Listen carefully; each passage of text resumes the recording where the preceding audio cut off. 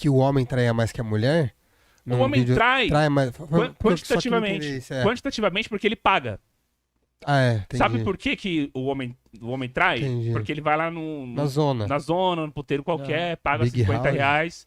E o Nelson Rodrigues, né, falando dele de novo, ele falava que as prostitutas salvavam muitos casamentos por causa disso. Porque chega um determinado momento que a mulher... Tem um vídeo, inclusive, que tá viralizando aí, a mulher falando abertamente, cara, você não precisa se preocupar se o marido tá fazendo com outra, porque, imagina só que sacrifício que é, que inferno, você tem 30 anos com a pessoa, você vai transar 30 anos com a mesma pessoa. A mulher falando isso daí. Então, se o cara tá indo lá pular cerca uma vez ou outra ali pra satisfazer a necessidade dele, é até bom, porque nem você às vezes quer também. Então, volta naquilo que eu falei, as prostitutas salvavam os casamentos, porque se não tivesse como o cara escapar por fora, era divórcio, entende? Então era mais fácil a mulher entender que o cara tá... Ela não quer mais o cara, depois de um tempo, ou ela não tem mais desejo, ou ela não tem mais desejo por ninguém, ela mesma já não tem mais vontade de nada. Chega um determinado momento que esse cara, ele vai fazer o quê? Ou ele se separa da mulher, troca por uma mais novinha, o que era proibido antes do divórcio, e era mal visto até pouco tempo atrás, até 30 anos atrás, por aí, era difícil. Ou ela aceita e paga o preço. E paga o preço.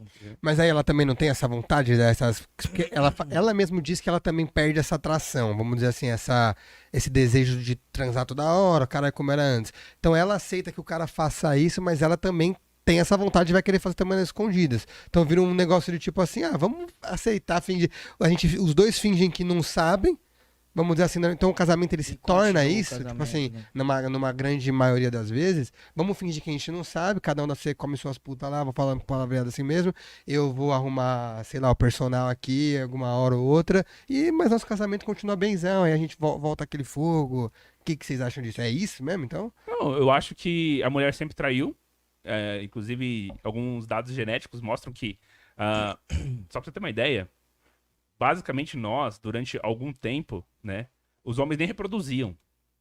Os homens nem reproduziam uma vez na vida. Nós somos basicamente uma herança genética do Homo sapiens, né? Estou falando de 150 mil anos de história, de poucos homens. E isso é uma coisa comum. Se você pega, por exemplo, qualquer espécie no reino animal, que sempre tem dois sexos, menos de 50% dos machos reproduzem. É comum isso. Entendi. Por isso que a gente tem a ideia da hipergamia, da mulher sempre buscar os melhores homens e tudo mais. Vem daí.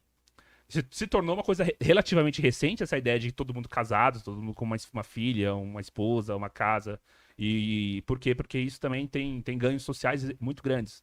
Parte da riqueza do Ocidente, parte do nosso desenvolvimento enquanto civilização, vem da monogamia. Porque é o homem mais focado, o homem trabalhando, e cada mulher gera um filho e cada homem tem uma casa.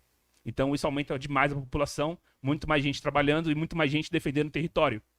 Tanto que o pessoal que... Você sabe por que tem muita guerra no Oriente Médio? Poligamia. Poligamia é você pegar uma galera toda? Poligamia é um cara com várias mulheres. Várias mulheres, certo. Aí você tem lá o sheik, você tem lá o sultão, com várias mulheres durante vários períodos da história. Ele tem 9 esposas e você não tem nenhuma. Mas por que eles fazem isso? Eles faziam isso porque se você tivesse um cara controlando ali, né, dentro de casa, várias mulheres, e você sem nenhuma, isso obrigaria você e outras pessoas a irem conquistar territórios de outros lugares. Então eles faziam isso daí baseado numa estratégia de conquista e de guerra. Por isso que no Oriente Médio tem guerra pra caramba. Sempre teve. Caralho, mano. Desde os persas, enfim, é assim. Sempre por causa da mulher, Sempre né? por causa da mulher. Mas é verdade. Que bagulho louco. Isso é legal. As duas coisas que mais causaram guerra é comida e mulher. Tem um livro, inclusive, esse livro eu tô esperando sair a tradução. Nisso, né, gente? Não, tem um livro que eu tô esperando sair uma tradução aqui no Brasil, já conversei com algumas pessoas. Sexo e a Paz Mundial. Sexo ou E? E a Paz Mundial. Tá. Puta. Muito bom, fala sobre isso. E aí, quando a gente volta pra monogamia, não, por que nós nos tornamos um país, uma civilização relativamente mais próspera, pacífica? Por quê?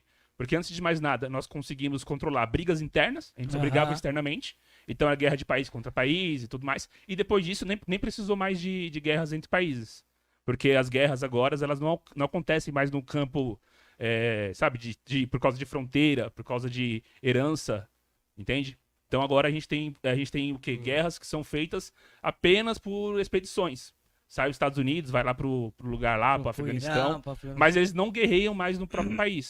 E aí eles também não guerreiam mais em países que estão próximos. Isso trouxe muita paz. Né? E como o Salomão foi um dos reis mais ricos do mundo, por quê? Porque ele governou em épocas de paz. Então a paz trouxe a prosperidade. E a monogamia é a base disso tudo.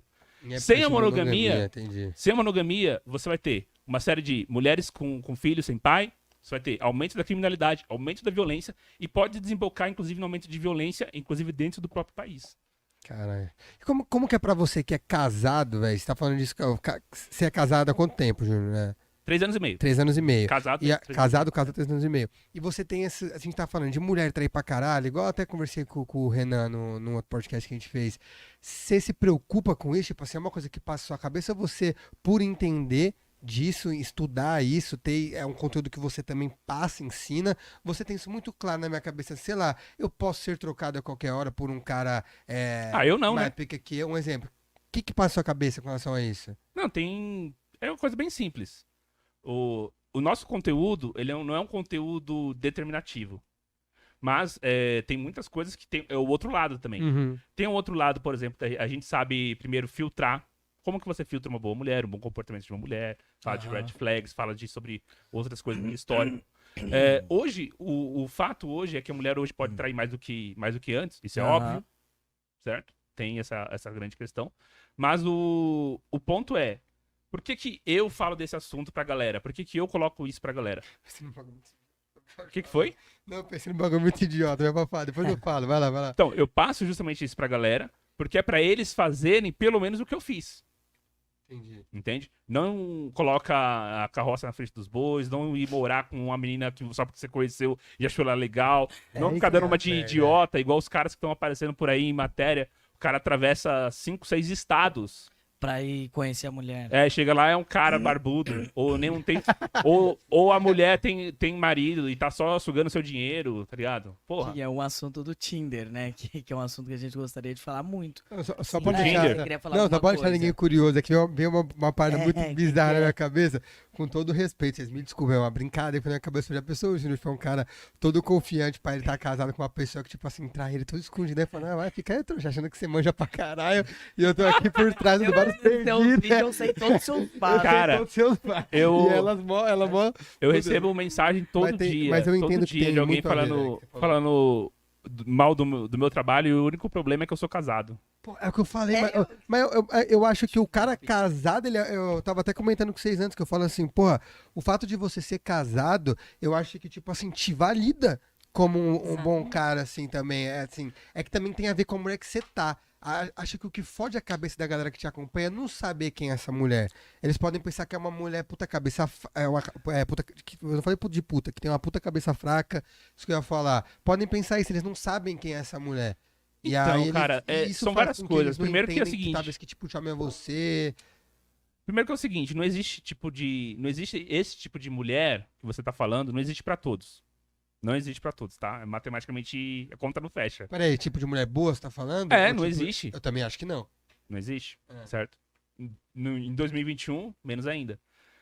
E esse é um primeiro detalhe. O segundo detalhe é que você também tem que se cobrar. Eu me cobro como homem, por isso que eu consegui cobrar, entendeu? Uma postura, uma mentalidade também da mulher que eu quis casar.